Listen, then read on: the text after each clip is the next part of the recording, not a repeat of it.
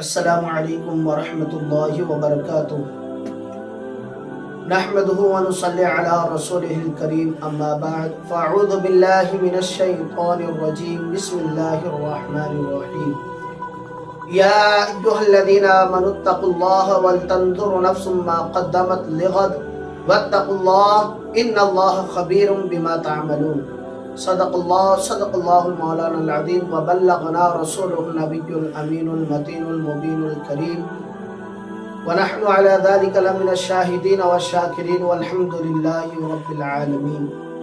آئیے کچھ عرض و معروضات پیش کرنے سے قبل ہم اور آپ مل کر آقا انعامدار اور مدینے کے تاجدار، ہم فقیروں کے آقا، ہم فقیروں کے داتا، آمینہ کے لال، عبداللہ کے لخت جگر، جناب احمد مصطفیٰ محمد مصطفیٰ صلی اللہ علیہ وسلم کی بارگاہ عالیشان میں میں آپ حضرات کو جس طرح سے درود مبارکہ پڑھاؤں، آپ حضرات اسی طرح بآواز بلند پڑھنے کی بھرپور کوشش کریں۔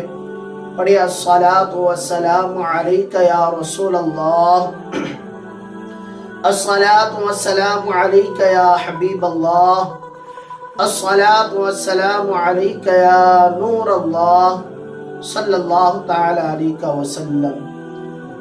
عزیزان ملت اسلامیہ، میں نے خطبہ مسنونہ کے بعد جس آیت کریمہ کی تلاوت کا شرف حاصل کیا، اللہ رب العزت قرآن مقدس میں ارشاد فرماتا ہے یا ایھا الذین آمنوا اتقوا اللہ ولتنظر نفس ما قدمت لغد واتقوا اللہ ان اللہ خبیر بما تعملون، یعنی کہ اے ایمان والو اللہ سے ڈرو اور ہر نفس کو دیکھنا ہے کہ اس نے آگے کے لیے کیا بھیجا ہے، کل کے لیے کیا بھیجا ہے، اور بے شک اللہ سے ڈرو اور اللہ تمہارے کاموں سے باخبر ہے۔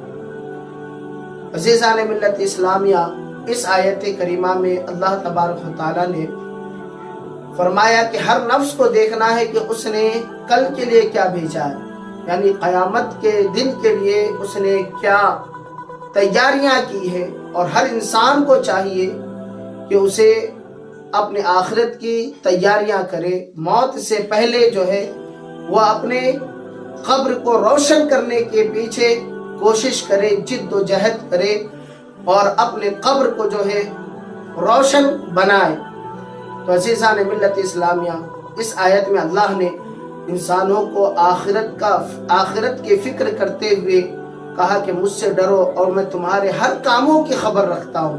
کوئی کام نہیں ہے ایسا جو رب تبارک و تعالیٰ نہ جانتا ہو، بلکہ اللہ فرماتا ان اللہ علی کل شیء قدیر، بے شک اللہ ہر شے پر قادر ہے۔ تو انسان جو اچھا کرتا ہے، جو برا کرتا ہے، اللہ اسے بھی دیکھ رہا ہوتا ہے۔ الغرض یہ کہ ہر انسان کو چاہیے کہ وہ اپنی آخرت کی تیاری کرے، اپنے قبر کی تیاری کرے، اپنے موت سے پہلے موت کی تیاری کرے۔ کسی نے کیا ہی خوب کہا ہے، کسی کو کیا الزام دو صاحب، یہاں ستانے والے بھی اپنے تھے اور دفنانے والے بھی اپنے تھے۔ اپنے اندھیری قبر کو روشن کرنے کی تیاری کریں جناب۔ یہاں زندہ لوگوں سے لوگ وفا نہیں کرتے تو کل مٹی میں پڑے مردوں کے لیے دعا کون کرے گا؟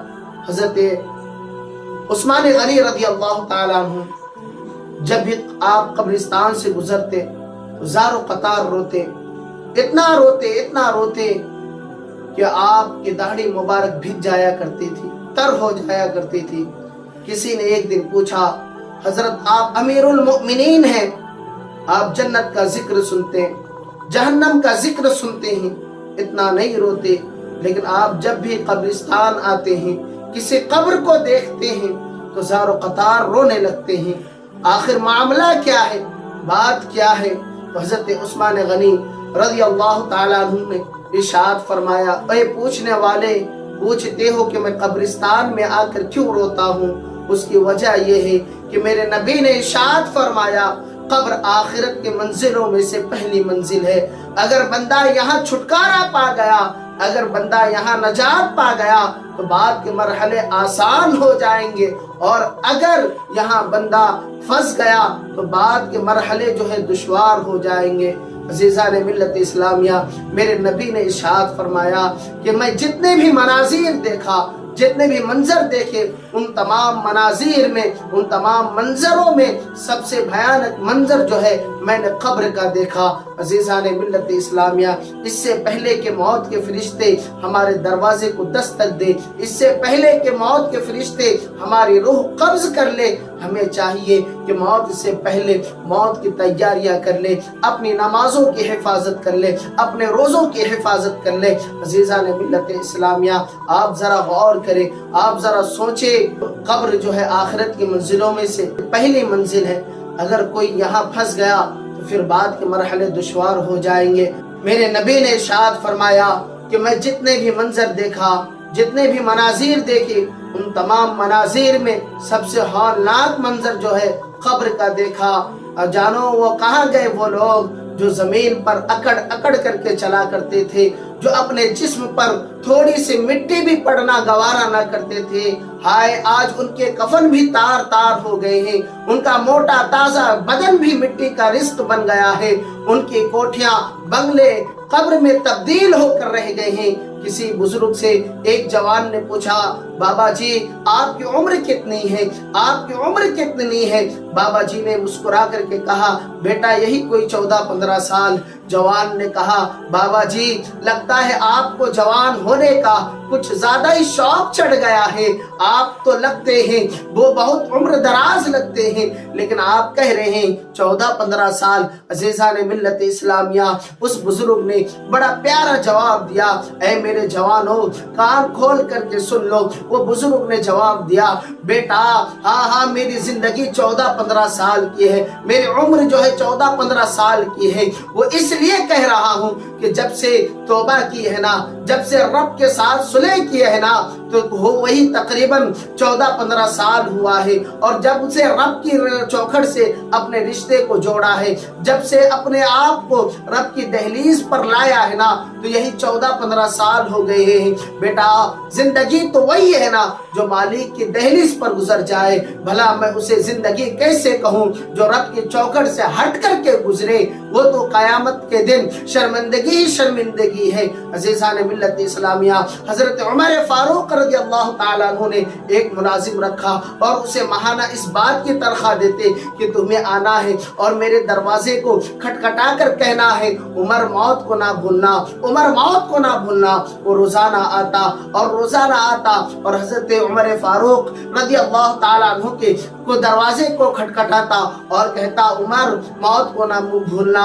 वो रोजाना आता और यही काम करता और महाना भी तनख्वाह, महाना भी उजरत उसे इसी बात की दी जाती। अजीज़ान मिल्लत इस्लामिया, एक दिन हजरत उमर फारूक रज़ियल्लाहु ताला अन्हु ने उस मुलाजिम से कहा कि आज के बाद से ना आना, आज के बाद से तेरी छुट्टी हो गई। अजीज़ान मिल्लत इस्लामिया, वो मुलाजिम कहने लगा, हुजूर कोई कमी तो ना रह गई, कोई कमी तो नहीं हो गई, कहीं बेअदबी तो नहीं हो गई? अजीज़ान मिल्लत इस्लामिया, शख्स कहने लगा कि आपकी उजरत देने की वजह से मेरा घर चला करता है, मैं अपने परिवार का पालन पोषण करता हूँ। अलगर्ज ये कि हजरत उमर फारूक रज़ियल्लाहु ताला अन्हु की बारगाह में अर्ज करता है कि हुजूर आखिर छुट्टी करने की क्या बात है, आखिर छुट्टी देने की वजह क्या है? हजरत उमर फारूक रज़ियल्लाहु ताला अन्हु अपनी दाढ़ी मुबारक से एक बाल निकालते हैं और उसे दे देते हैं, कहते हैं कि अब ये चैन से नहीं रहने देता।